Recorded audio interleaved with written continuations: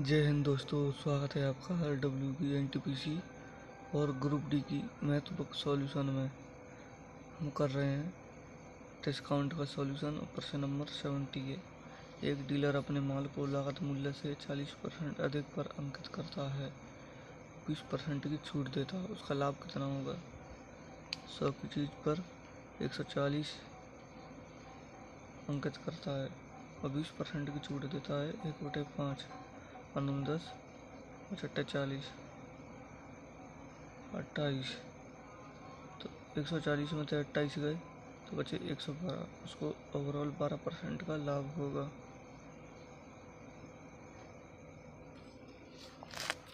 प्रश्न नंबर 18। एक वस्तु का क्रय मूल्य अंकित मूल्य का 64% है।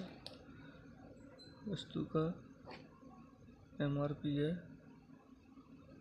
100 और CP है 64। 12% की छूट दी तो 88। 64 का 24 का लाभ तो 100 पे कितना? 38 है 24। 8/64 तो 300/8। 38 है 24 कितने 6 8 7 56। घंटे लगा लो, 4 बचे 0 पड़ गए। 8 40 37% का लाभ होगा उसे। प्रश्न नंबर 19। एक वस्तु का क्रय मूल्य अंकित मूल्य का 75% है। MRP और CP। MRP 100 और CP कितने के 75। 15% की छूट दी 100 पे 185। 75 पर 10 को लाभ इंटू के 100। 25 थी 75, 25 चौक 100, 40/3। 3 एकम 3, 3 त्रोका 9, पॉइंट लगा 0, 3 त्रोका 9, 3 त्रोका 9 जी चल गया। तो 13.33% लाभ होगा उसको।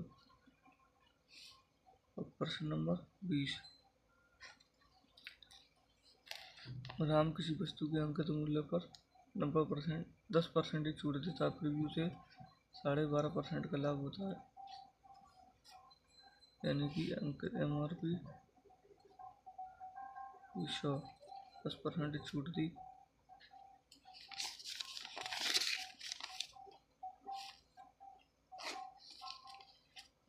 MRP 100 10% की छूट दी उसे 90 और फिर भी 12.5% का लाभ होता है। 12.5% 1/8। 8 की चीज़ 9 में बेच दी तो 9 की वैल्यू दी है 90, 1 की वैल्यू 10।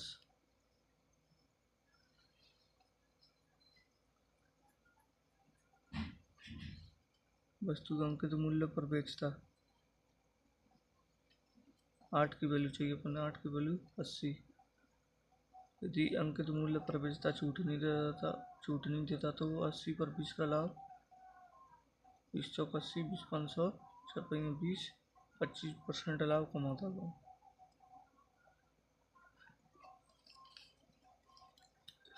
प्रश्न नंबर 21। यदि दुकानदार ग्राहक के लिए दो योजना अर्थात 30% और 20% की दो प्रमुख छूटें या दो खरीदें एक मुफ्त लाया। 30 और 20 का संतुलन करेंगे अपन तो 30 इंटू के 20 अपन 100। 50 माइनस 600 और 500 से 0 तो 50 में तो 6 गए 44%। 44% की छूट गई और 3 पर 2 यानी 2 और 1 3, 3 पर 1 तो 33%। 33 से 1/3%।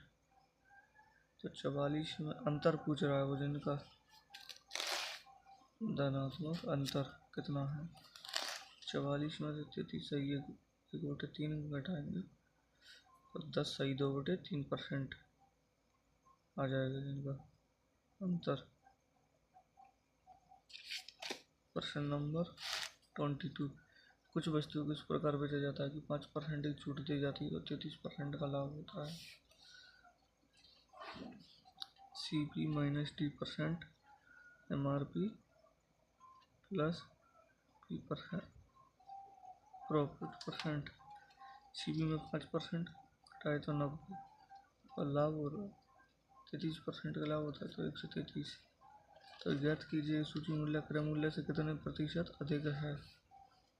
95 पे 38 बढ़ा दो 100 पे कितना 19 दूनी 38 19 पे 95 5 दूनी 10 40% बढ़ाना पड़ेगा उसको तब जाकर 133% का लाभ होगा।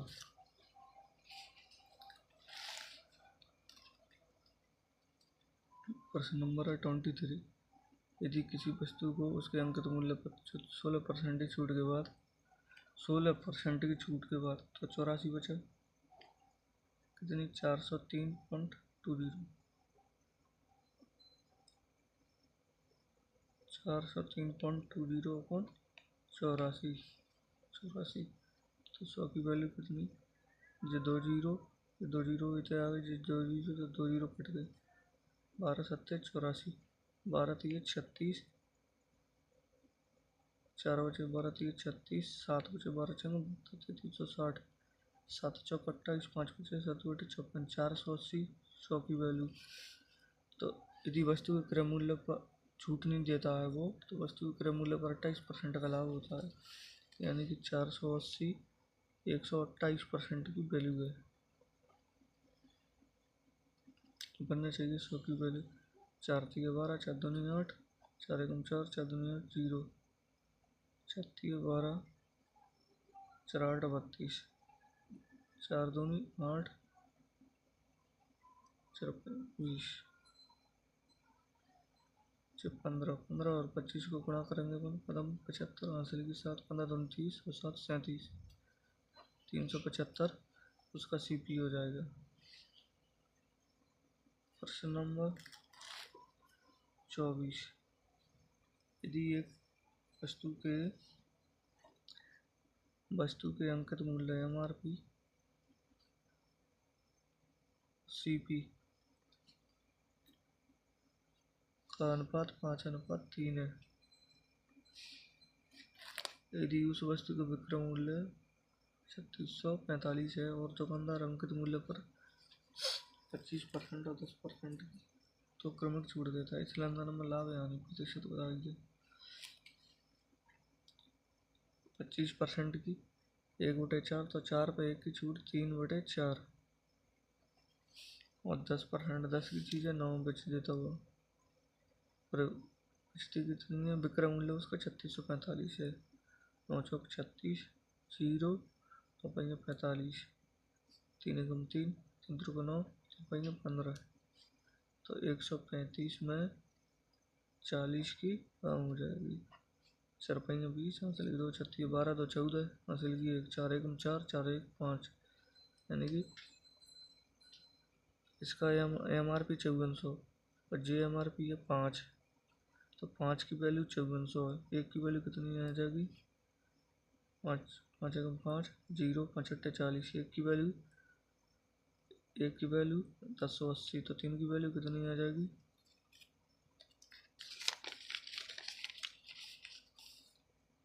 1 की वैल्यू 1080 तो 3 की वैल्यू कितनी आ जाएगी 0 3 24 3 एकम 3 3240 तो 3240 उसका विक्रय मूल्य कितना है 3645 3645 में तो 3240 504 यानी 3240 पर 405 का लाभ हुआ तो 100 पर कितना 0 0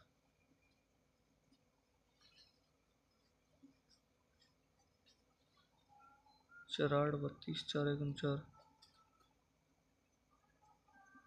4 एकम 4 0 4 एकम 4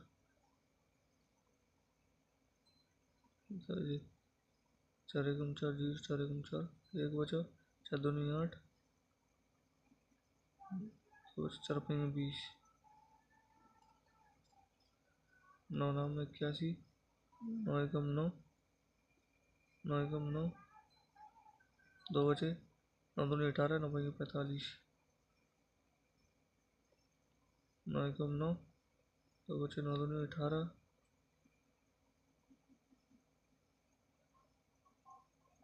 नब्बे